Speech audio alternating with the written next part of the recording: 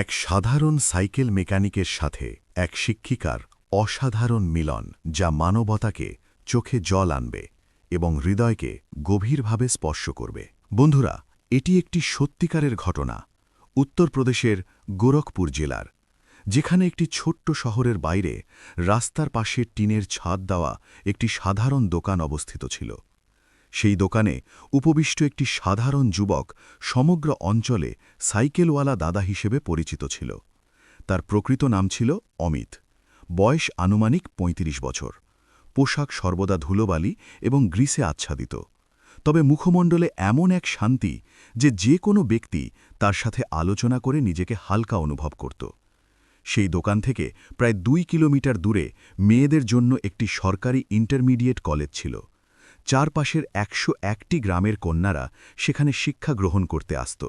গ্রামাঞ্চলে বাসের কোনো ব্যবস্থা ছিল না, সেজন্য অধিকাংশ কন্যা সাইকেল চালিয়ে বিদ্যালয়ে যাতায়াত করত। অমিত প্রতিদিন ভোর ৫টায় জাগ্রত হয়ে স্নান সম্পন্ন করে ৬টায় দোকান উন্মুক্ত করে দিত, কারণ সে অবগত ছিল যে ঠিক ওই সময়ে কন্যারা বিদ্যালয়ের উদ্দেশ্যে বেরিয়ে পড়ে। কারো সাইকেলে বাতাস কম হয়ে যেত, কারো চেন খসে পড়ত, কারো ব্রেক অকার্যকর হয়ে যেত। অমিত কোনো রকম অসন্তোষ না প্রকাশ করে প্রতিটি সাইকেল সংশোধন করে দিত। মূল্য জিজ্ঞাসা করলে বলতো, যতটা যথাযথ মনে হয় ততটা প্রদান করো। বহুবার কন্যারা বলতো, দাদা, এই মুহূর্তে অর্থ নেই। সে হাস্যমুখে বলতো, শিক্ষা পরিত্যাগ করো না, অর্থ পরবর্তীকালে প্রদান করো। ক্রমশ এই বিষয়টি সমগ্র অঞ্চলে প্রচারিত হয়ে গেল যে রাস্তার অমিত দাদা কোনো কন্যাকে কখনো প্রত্যাখ্যান করে না। একদিন সকালবেলায় প্রায় ৭টায় একটি কৃষকায় কন্যা অত্যন্ত প্রাচীন এবং মরচে ধরা সাইকেল টেনে তার দোকানে উপস্থিত হল। তার পোশাক পরিচ্ছন্ন ছিল, তবে অত্যন্ত পুরাতন। সে নিম্নস্বরে বলল, দাদা, এই সাইকেল সংশোধিত হবে কি? অমিত সাইকেলটি সতর্কতার সাথে পর্যবেক্ষণ করল। টায়ার ছিন্ন, চেন কাটকে গেছে, প্যাডেল বেঁকে গেছে, ব্রেক বিদীর্ণ। সে মাথা ধোলাল। অত্যধিক ব্যয় হবে না, গ্রহণ করলে উত্তম হবে। কন্যাটি কম্পিত হস্তে ২০০ টাকা অগ্রসর করল। আমার নিকট মাত্র এতটুকু আছে। যদি এটিও সংশোধিত না হয় তাহলে আমি বিদ্যালয়ে যাতায়াত করতে সক্ষম হব না। অমিত প্রথমবার তার চক্ষুতে দৃষ্টিপাত করল। সেখানে আতঙ্কও ছিল এবং অসহায়তাও। সে প্রশ্ন করল, গৃহে কোনো ব্যক্তি নেই? কন্যাটির চক্ষু অশ্রুতে পূর্ণ হয়ে উঠল। মাতা নেই, পিতা অসুস্থ হয়ে থাকেন। যদি বিদ্যালয় পরিত্যাগ হয় তাহলে আমার শিক্ষা সমাপ্ত হয়ে যাবে। এতটুকু বলে সে ক্রন্দন করতে আরম্ভ করল। তার অশ্রু দেখে অমিত কিছু সময় নীরব থাকল। তারপর অকস্মাৎ উঠে তার স্বীয় সাইকেল বহির্ভূত করে আনল। এটি গ্রহণ করো, এটি দিয়ে বিদ্যালয়ে যাও। কন্যাটি বিহ্বল হয়ে গেল। না দাদা, এটি আপনার, এখন তোমার। শিক্ষা অধিক গুরুত্বপূর্ণ। কন্যাটি পুনরায় অর্থ প্রদান করতে ইচ্ছুক হল, কিন্তু সে হাত পশ্চাতে সরিয়ে নিল। অর্থ সংরক্ষণ করো, কোনো সময় প্রয়োজন পড়বে। কন্যাটি সাইকেল গ্রহণ করল, তারপর নত হয়ে তার চরণ স্পর্শ করল। অমিত বিহ্বল হয়ে গেল। আরে, এটি কি করছ? কন্যাটি মাত্র এতটুকু বলল, ঈশ্বর আপনাকে সুখী রাখুন দাদা। সেই দিন থেকে সে প্রতিদিন বিদ্যালয়ে যাওয়ার সময় এবং প্রত্যাবর্তনের সময় তাকে অভিবাদন করত। মুখমণ্ডলে সেই প্রকৃত হাসি বিদ্যমান থাকত। অমিতের অন্তরে কিছু পরিবর্তিত হয়ে গিয়েছিল। তাকে প্রথমবার অনুভূত হল যে তার স্বল্প সহায়তা কারো সমগ্র জীবন পরিবর্তন করতে পারে। কয়েকদিন পরেই আরেকটি কন্যা সাইকেলবিহীন পদব্রজে আসতে দৃষ্টিগোচর হল। প্রশ্ন করলে জানা গেল তার সাইকেল বিদীর্ণ হয়েছে এবং গৃহের লোকেরা নতুন প্রদানের সামর্থ্যে নেই। অমিত বর্জ্য থেকে পড়ে থাকা একটি প্রাচীন সাইকেল উদ্ধার করল। দুদিন পরিশ্রম করে সংশোধন করে প্রদান করল। এখন এই ধারাবাহিকতা আরম্ভ হয়ে গিয়েছিল। যেখানে যেখানে তাকে বিদীর্ণ সাইকেল প্রাপ্ত হতো, সে ন্যূন মূল্যে ক্রয় করে আনত, সংশোধন করত এবং প্রয়োজনীয় কন্যাদের প্রদান করত। দোকানে সর্বদা ২-৩টি অতিরিক্ত সাইকেল উপস্থিত থাকত। কন্যারা তাকে কেবল মেকানিক নয়, নিজের বড় ভাই হিসেবে মেনে নিয়েছিল। কেউ গৃহের অসুবিধা বর্ণনা করত, কেউ শিক্ষার সমস্যা, কেউ পরস্পরের বিবাদ। অমিত সতর্কতার সাথে শ্রবণ করত এবং যতটা উপলব্ধি করত ততটা পরামর্শ প্রদান করত। বিস্ময়কর বিষয় এটি যে কন্যারা তার কথা গ্রহণ করত। ক্রমশ তার দোকান কন্যাদের জন্য একটি সুরক্ষিত স্থান হয়ে উঠল। মধ্যাহ্নে বিদ্যালয়ের অবকাশ হলে বহু কন্যা সেখানে অবস্থান করত। কেউ পানীয় গ্রহণ করত, কেউ বাতাস পূরণ করাত, কেউ কেবল ২ মিনিট উপবিষ্ট হয়ে বিশ্রাম গ্রহণ করত। কয়েকজন তো গৃহে প্রস্তুত খাদ্য তার জন্য নিয়ে আসত। অমিতের কোনো পরিবার ছিল না। পিতামাতার মৃত্যু অনেক পূর্বেই ঘটেছিল, বিবাহও হয়নি। সে দোকানের পশ্চাতে নির্মিত স্বল্পাকার ঘরে একাকী বাস করত। কন্যাদের উল্লাস থেকে তার একাকিত্বপূর্ণ জীবন পরিপূর্ণ হয়ে উঠেছিল। একদিন মধ্যাহ্নে 4টি কন্যা উপস্থিত হয়ে বলল, দাদা, আপনি ভোজন করেছেন? এই মুহূর্তে প্রস্তুত করব। না, আমরা প্রস্তুত করে দিই। অমিত প্রত্যাখ্যান করল, কিন্তু তারা গ্রহণ করবে না। তারা তার স্বল্পাকার রান্নাঘরে প্রবেশ করল, চুলা প্রজ্বলিত করল এবং সাধারণ ডাল ভাত প্রস্তুত করল। বিদায়ের সময় বলল, এখন প্রতিদিন যথাসময় ভোজন করো। সেই দিন অমিত অনেকক্ষণ নীরব হয়ে উপবিষ্ট ছিল।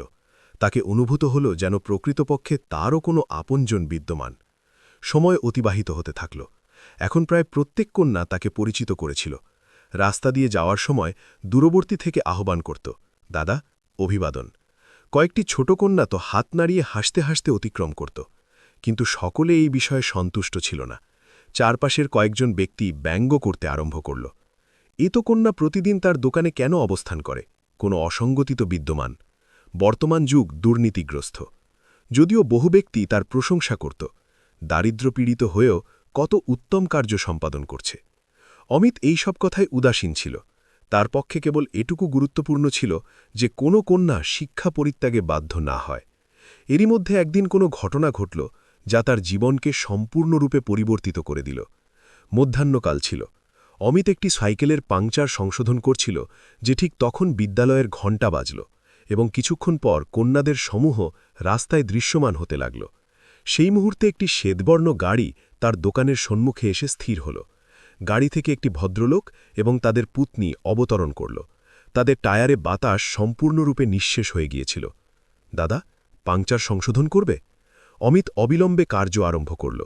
তখন কন্যারা প্রত্যাবর্তনকালে তার দোকানের নিকটবর্তী থেকে অতিক্রম করতে লাগল। দাদা, অভিবাদন। দাদা, কি অবস্থা? কাল দেখা হবে দাদা। কয়েকটি কন্যা তো সাইকেল স্থির করে তার চরণ স্পর্শ করতে আরম্ভ করল। গাড়ির মালিক স্বামীপত্নী এসব দেখে বিস্মিত হয়ে গেল। তারপর 4টি কন্যা সেখানে অবস্থান করে নিজেদের মধ্যে কোনো বিষয়ে বিবাদ করতে লাগল। দাদা, আপনিই নির্ধারণ করো কার অপরাধ। অমিত দুজনের বক্তব্য শ্রবণ করল, হাসল এবং বলল, দুজনেই ক্ষমা প্রার্থনা করো, মৈত্রী মহান বস্তু। 2টি কন্যা অবিলম্বে সম্মত হয়ে গেল। গাড়ির মালিক ব্যক্তির চক্ষুতে এখন জিজ্ঞাসা স্পষ্টভাবে দৃশ্যমান ছিল। সে নিম্ন স্বরে তার পত্নীকে বলল, এই ব্যক্তি সাধারণ নয়।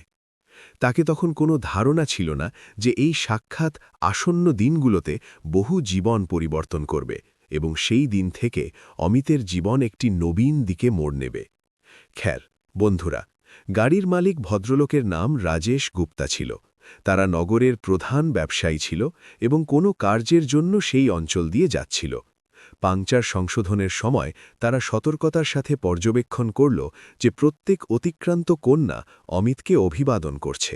কয়েকজন তো অবস্থান করে অবস্থা জিজ্ঞাসা করছে। তাদের পত্নীও এসব দেখে বিস্মিত ছিল।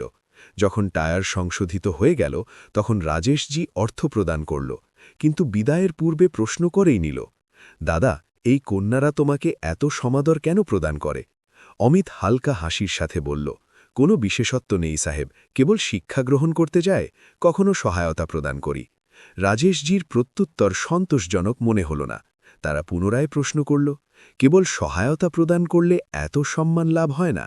তখন অমিত ক্রমশ সমগ্র বিষয় বর্ণনা করল, কিভাবে সে প্রাচীন সাইকেল সংশোধন করে প্রদান করে, নিউন অর্থ গ্রহণ করে এবং প্রয়াস করে যে কোনো কন্যার শিক্ষা অর্থের কারণে স্থগিত না হয়। এটি শ্রবণ করে রাজেশজি এবং তাদের পত্নীর চক্ষু অশ্রুতে আর্দ্র হয়ে উঠল। তারা কিছু সময় নীরব থাকল, তারপর বলল, তুমি অত্যন্ত মহান কার্য সম্পাদন করছ এবং তোমার স্বয়ং এটির অনুভূতি নেই।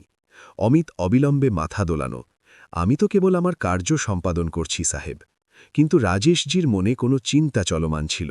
তারা বিদায়কালে বলল, যদি কখনো কোনো সহায়তার প্রয়োজন হয় তো জানিও। অমিত কেবল হাস্য করে অভিবাদন করল। তাকে অনুভূত হল যে সম্পদশালী ব্যক্তিরা এমন বক্তব্য বলে বিস্মৃত হয়ে যায়। কিন্তু 1 সপ্তাহ পর সেই শ্বেত গাড়ি পুনরায় তার দোকানে এসে স্থির হল।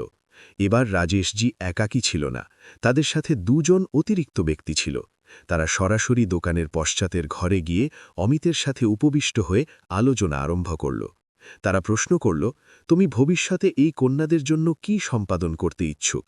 অমিত প্রথমে সংকোচ করল, তারপর বলল, সাহেব, যদি সত্য বলি তো আমি আকাঙ্ক্ষা করি যে এদের জন্য শিক্ষার ব্যবস্থা নিশ্চিত হয়ে যাক। বহু কন্যা বিজ্ঞান বিষয় গ্রহণ করতে চায়, কয়েকজন নার্স হতে আগ্রহী, কিন্তু অতিরিক্ত শিক্ষার অর্থ প্রদান করতে অসমর্থ। মাসিক 500 টাকাও তাদের পক্ষে অত্যধিক হয়। এটি শ্রবণ করে রাজেশজি গম্ভীর হয়ে উঠল। তারা গণনা করল, তারপর বলল, যদি আমরা একটি স্বল্পাকার কোচিং সেন্টার আরম্ভ করি তো? অমিত বিস্ময়ে তাদের দিকে দৃষ্টিপাত করল। প্রকৃতপক্ষে হ্যাঁ, কিন্তু তোমাকেও সহযোগিতা করতে হবে। কয়েকদিনেই দোকানের নিকটবর্তী খালি জমিতে একটি স্বল্পাকার কক্ষ নির্মাণ করা হল। 2 শিক্ষক নিযুক্ত করা হল এবং ঘোষণা করা হল যে দারিদ্র্যপীড়িত কন্যাদের জন্য এখানে নিঃশুল্ক শিক্ষা প্রদান করা হবে। যখনই সংবাদ বিদ্যালয়ে পৌঁছাল তো প্রথমে কোনো ব্যক্তিকে বিশ্বাস হল না, কিন্তু যখন শ্রেণী আরম্ভ হল তো ক্রমশ কন্যারা উপস্থিত হতে লাগল। আরম্ভে 20-25 জন ছাত্রী ছিল, তারপর সংখ্যা বৃদ্ধি পেয়ে 50-এর অধিক হয়ে গেল।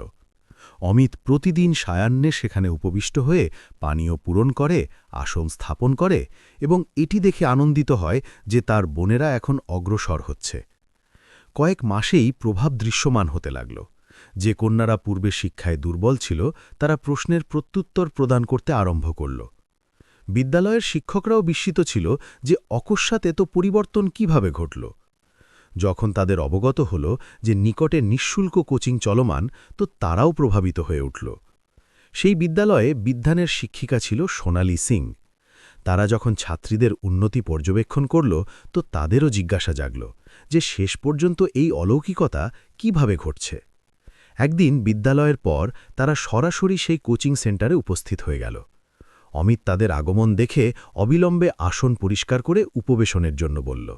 সে সর্বদা যেমন বিহ্বল হয়ে যায়, কারণ সম্মুখে একটি শিক্ষিত ম্যাডাম উপস্থিত ছিল এবং সে স্বয়ং অধিক শিক্ষিত নয়। সোনালী ম্যাডাম সমগ্র সেন্টার পর্যবেক্ষণ করল, কন্যাদের সাথে আলোচনা করল এবং সব কিছু উপলব্ধি করল। তারা নিম্ন স্বরে বলল, আপনি অত্যন্ত মহান কার্য সম্পাদন করেছেন। অমিত মাথা অবনত করল, ম্যাডাম, আমি কোনো কিছু সম্পাদন করিনি, সব ঈশ্বরের অনুগ্রহ। কিন্তু সোনালী ম্যাডাম তার সরলতায় প্রভাবিত হয়ে গিয়েছিল। সেই দিন থেকে তারা কখনো কখনো সেন্টারে আগমন করতে লাগল, তারপর ক্রমশ প্রতিদিন আগমন করতে লাগল। তারা সিও শ্রেণী সমাপ্ত করে সরাসরি সেখানে উপস্থিত হয়ে কন্যাদের শিক্ষাদানে সহায়তা করত। ছাত্রীরা তাদেরও ততটাই সমাদর প্রদান করত যতটা অমিতকে প্রদান করত। অমিত তাদের জন্য চা আনয়ন করত, আসন পরিষ্কার করত এবং সর্বদা সম্মানসূচকভাবে আলোচনা করত। সোনালী ম্যাডামকে বিস্ময়ে অনুভূত হতো যে এত দারিদ্র্যপীড়িত ব্যক্তি হয়েও তার মধ্যে কোনো নীচ মনোভাব নেই, না প্রদর্শন না কৃত্রিমতা, কেবল সত্যতা। সময় অতিক্রম করতে লাগল এবং দুজনের মধ্যে একটি বিশ্বাস গড়ে উঠল। একদিন শিক্ষা সমাপ্তির পর ম্যাডাম প্রশ্ন করল, আপনি বিবাহ করেননি কেন? অমিত কিছু সময় নীরব থাকল, তারপর বলল, এখন বিবাহ করে কি লাভ, আমার পরিবার তো এই সব কন্যারাই। সোনালী ম্যাডাম তার দিকে সতর্কতার সাথে দৃষ্টিপাত করল। তাদের অনুভূত হল যে এই ব্যক্তির অন্তরে অত্যন্ত গভীর যন্ত্রণা লুক্কায়িত, কিন্তু সে কখনো প্রকাশ করে না। প্রকৃতপক্ষে সোনালী ম্যাডামের সিও জীবনও সরল ছিল না। তাদের পতি একটি সরকারি কর্মকর্তা ছিল, কিন্তু দুজন পৃথক পৃথক বাস করত। পতির আচরণ কঠোর ছিল এবং গৃহে প্রায়শই বিবাদ ঘটত। সমাজের কলঙ্কের আশঙ্কায় তারা সম্পর্ক সমাপ্ত করতে অসমর্থ ছিল। কিন্তু অন্তর থেকে অত্যন্ত একাকী ছিল। অমিতের সরলতা এবং সেবা মনোভাব তাদের অন্তর পর্যন্ত স্পর্শ করছিল। তারা চিন্তা করতে লাগল যে প্রকৃত মানবতা গ্রন্থে নয়, এমন ব্যক্তিদের মধ্যে বিদ্যমান। ক্রমশ তাদের অনুভূত হল যে তারা অমিতের প্রতীক্ষা করতে আরম্ভ করেছে। তার বক্তব্য শ্রবণ করে শান্তি লাভ হয় এবং তার হাসি দেখে সারা দিনের ক্লান্তি দূরীভূত হয়। অন্যপক্ষে অমিত তাদের সর্বদা সমাদর করে দৃষ্টিপাত করত, যেন কোনো উচ্চ স্থানীয় ব্যক্তি। তাকে কোনো ধারণা ছিল না যে ম্যাডামের মনে তার প্রতি কী চলমান। একটি সায়াহ্নে যখন সেন্টার শূন্য হয়ে গিয়েছিল এবং সূর্য অস্ত যাচ্ছিল, সোনালী ম্যাডাম অকস্মাৎ বলল, অমিতজি, যদি কোনো বিচক্ষণ নারী আপনার জীবনে প্রবেশ করে তো কি আপনি বিবাহ করবেন? অমিত হাসতে হাসতে বলল, না ম্যাডাম, এখন আমার বয়স অতিক্রান্ত হয়ে গেছে এবং আমার আশঙ্কা যে কোথাও আমার কার্যে প্রতিবন্ধকতা না ঘটে। ম্যাডাম কিছু সময় নীরব থাকল, তারপর বলল, যদি সেই নারী স্বয়ং আপনার কার্যে সহযোগিতা করে? তো অমিত তাদের দিকে দৃষ্টিপাত করল। তাকে উপলব্ধি হল না যে তারা কি বোঝাতে চান। সে নিম্নস্বরে বলল, এমন নারী কোথায় লভ্য হবে ম্যাডাম? এবং তাকে কোনো ধারণা ছিল না যে পরবর্তী বক্তব্য তার সমগ্র জীবন পরিবর্তন করে দেবে। সোনালী ম্যাডাম কিছু সময় তার দিকে দৃষ্টিপাত করল, যেন অন্তরে অত্যন্ত মহান সাহস সঞ্চয় করছে। তারপর নিম্ন কিন্তু স্পষ্ট স্বরে বলল, যদি আমি বলি যে আমি আপনার সাথে বাস করতে আকাঙ্ক্ষুক্ত? অমিত যেন প্রস্তরীভূত হয়ে গেল। তার হস্তে স্থিত পাত্র বায়ুতে স্থির হয়ে গেল। তাকে অনুভূত হল যেন সে ভুল শ্রবণ করেছে। সে বিহবল হয়ে বলল, ম্যাডাম, আপনি হাস্যকর করছেন নাকি? কিন্তু সোনালী ম্যাডামের চক্ষুতে হাস্যকর ছিল না, সেখানে কেবল সত্যতা এবং যন্ত্রণা ছিল। তারা বলল, আমি হাস্যকর করছি না। আমি আপনাকে অনেক কাল থেকে পর্যবেক্ষণ করছি। আপনি স্বার্থহীনভাবে যা সম্পাদন করেছেন এমন বর্তমানে কোনো ব্যক্তি করে না। আমি আপনার সমাদর করি এবং সম্ভবত তার অধিক। অমিতের নিকট শব্দই অবশিষ্ট ছিল না। সে ভূমির দিকে দৃষ্টিপাত করতে লাগল। ম্যাডাম, আমি একটি সাধারণ ব্যক্তি, শিক্ষিতও নয়। আপনার মতো মহান ম্যাডাম আমার বিষয়ে এমন কিভাবে চিন্তা করতে পারেন? সোনালী ম্যাডাম নিম্নস্বরে বলল, ব্যক্তির মূল্য তার পোশাক বা অর্থে হয় না, তার অন্তরে হয়, এবং আপনার অন্তর অত্যন্ত বিশাল। এটি শ্রবণ করে অমিতকে বিশ্বাস হচ্ছিল না। সে কম্পিত স্বরে বলল, কিন্তু আপনার পরিবার, আপনার পতি? এই প্রশ্নে ম্যাডামের চক্ষু অশ্রুতে পূর্ণ হয়ে উঠল। তারা প্রথমবার উন্মুক্তভাবে সিও কাহিনী বর্ণনা করল, কিভাবে তাদের পতি তাদের উপেক্ষা করে, অপমান করে এবং পৃথক বাস করে। কেবল নামের সম্পর্ক বিদ্যমান। জীবন তো অনেক পূর্বেই সমাপ্ত হয়ে গেছে। তারা বলল, সেই দিন থেকে দুজনের মধ্যে দূরত্বও বিদ্যমান ছিল এবং অদ্ভুত একটি আত্মীয়তাও। অমিত তাদের থেকে পূর্ববর্তী মতোই আচরণ করত, কিন্তু এখন তার মনে আশঙ্কা বিরাজ করেছিল যে কোথাও লোকজন ভুল উপলব্ধি না করে। অন্যদিকে সোনালী ম্যাডাম সিও সিদ্ধান্তে স্পষ্ট ছিল। তারা স্থির করেছিল যে এখন সে অসত্য জীবনযাপন করবে না। কয়েকদিন পরেই তারা সিও পতিকে বিবাহ বিচ্ছেদের বিষয়ে জানিয়ে দিল। আরম্ভে তো সে উপেক্ষা করল না, কিন্তু যখন তাকে প্রকৃত কারণ অবগত হল তো সে ক্রোধে জ্বলে উঠল। তাকে এই বিষয়ে সহ্য হল না যে তার পত্নী একটি সাধারণ সাইকেল মেকানিকের জন্য তাকে পরিত্যাগ করতে চায়। সে সিও প্রভাব এবং অর্থের ব্যবহার আরম্ভ করল। প্রথমে সে অমিতের বিষয়ে তথ্য সংগ্রহ করল, তারপর তাকে কলঙ্কিত করার পরিকল্পনা গঠন করল। কয়েকজন ব্যক্তিকে অর্থ প্রদান করে গুজব প্রচার করা হল। সে কন্যাদের প্রলোভিত করে, তার উদ্দেশ্য সঠিক নয়। নিঃশুল্ক সাইকেল প্রদানের পশ্চাতে কোনো অন্য উদ্দেশ্য বিদ্যমান। ক্রমশ পরিবেশ পরিবর্তিত হতে লাগল। যে ব্যক্তিরা পূর্বে তার প্রশংসা করত তারাই এখন সন্দেহপূর্ণ দৃষ্টিতে দেখতে আরম্ভ করল। অমিতকে উপলব্ধি হচ্ছিল না যে অকস্মাৎ এমন কি ঘটল। সর্বাধিক ধাক্কা তখন অনুভূত হল যখন দুটি কন্যার পরিবারের সদস্যরা এসে তাকে হুমকি প্রদান করল, আমাদের কন্যাদের থেকে দূরবর্তী থাকো। অমিত হতবুদ্ধি হয়ে গেল। সে হাতযুক্ত করে বলল, আমি তো সর্বদা এদের স্বীয় বোন হিসাবে মেনেছি। কিন্তু কোনো ব্যক্তি শ্রবণ করতে প্রস্তুত ছিল না। সেন্টারে আগমনকারী কন্যাদের সংখ্যা হ্রাস পেতে লাগল।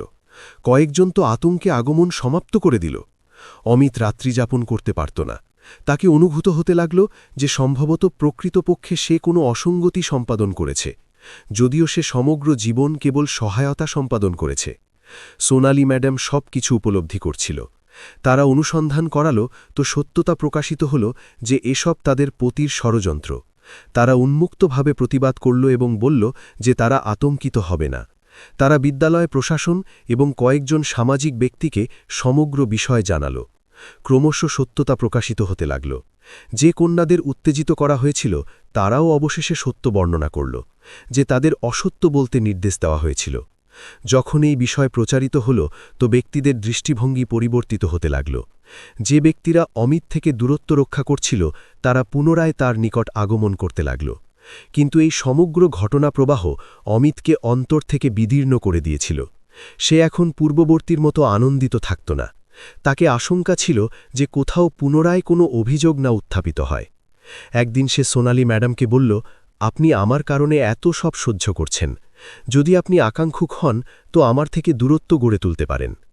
ম্যাডাম অবিলম্বে প্রত্যুত্তর দিল, যদি আমি আজ পশ্চাৎপসরণ করি তো সত্য তার পরাজয় ঘটবে। আপনি সমগ্র জীবন অন্যদের জন্য জীবিত ছিলেন, এখন আমি আপনার পক্ষে দাঁড়িয়ে থাকব। এটি শ্রবণ করে অমিতের চক্ষু অশ্রুতে পূর্ণ হয়ে উঠল। তাকে প্রথমবার অনুভূত হল যে কোনো ব্যক্তি প্রকৃতপক্ষে তার আপন যে দুর্দশায় সহযোগিতা পরিত্যাগ করবে না। কয়েক মাসে এই বিষয় সম্পূর্ণরূপে শান্ত হয়ে গেল। কলঙ্কের স্থলে সমাদর গ্রহণ করল। ব্যক্তিরা উন্মুক্তভাবে বলতে আরম্ভ করল যে অমিতের মতো ব্যক্তি লাভ করা কষ্টসাধ্য। সেন্টার পুনরায় পরিপূর্ণ হতে লাগল। কন্যারা পূর্ববর্তী থেকে অধিক উৎসাহ সহকারে শিক্ষা গ্রহণ করতে আগমন করতে লাগল। এখন সর্বাধিক মহান সিদ্ধান্ত অবশিষ্ট ছিল, দুজনের ভবিষ্যৎ। একটি সায়াহ্নে সেই প্রাচীন কক্ষ, সেই আসন, সেই অস্ত যাওয়া সূর্য। সোনালি ম্যাডাম শান্ত স্বরে বলল, এখন পথ নির্মল। সিদ্ধান্ত আপনাকে গ্রহণ করতে হবে। অমিত দীর্ঘ নিঃশ্বাস গ্রহণ করল। সে জীবনে কখনো স্বীয় বিষয়ে চিন্তা করেনি। সর্বদা অন্যদের জন্য জীবিত ছিল, কিন্তু আজ প্রথমবার তাকে অনুভূত হল যে সম্ভবত তাকেও সুখী থাকার অধিকার বিদ্যমান। সে নিম্নস্বরে বলল, যদি আপনি প্রকৃতপক্ষে আমার সাথে যাত্রা করতে আকাঙ্ক্ষুক হয় তো আমি কখনো আপনাকে যন্ত্রণা প্রদান করব না। এবং এটিই ছিল সেই ক্ষণ যখন দুটি একাকী জীবন একটি নবীন সম্পর্কে আবদ্ধ হওয়ার সিদ্ধান্ত গ্রহণ করেছিল। কয়েক সময় পর সরল পদ্ধতিতে তাদের বিবাহ সম্পন্ন হয়ে গেল। না কোনো বিশাল অনুষ্ঠান, না উচ্চ শব্দ, না প্রদর্শন, কেবল সেন্টারের কন্যারা, কয়েকজন নিকটবর্তী ব্যক্তি এবং সরল পরিবেশ। যখন অমিত সোনালি ম্যাডামের গ্রীবায় বাল্যদান করল তো বহু কন্যার চক্ষুতে অশ্রু আসল। তাদের অনুভূত হচ্ছিল যেন তাদের স্বীয় দাদার জীবন অবশেষে সুখে পরিপূর্ণ হয়ে গেছে। বিবাহের পরেও দুজনের জীবনে কোনো পরিবর্তন ঘটেনি, বরং দায়িত্ব আরও বৃদ্ধি পেল। এখন তারা পতিপত্নী হিসেবে নয়, বরং একটি উদ্দেশ্যের সঙ্গী হিসেবে কার্য করতে আরম্ভ করল। সোনালি ম্যাডাম স্বীয় কর্মের সাথে সায়াহ্নে সেন্টারে শিক্ষাদান করতে আগমন করত এবং অমিত পূর্ববর্তী মতো সমস্ত ব্যবস্থা পরিচালনা করত।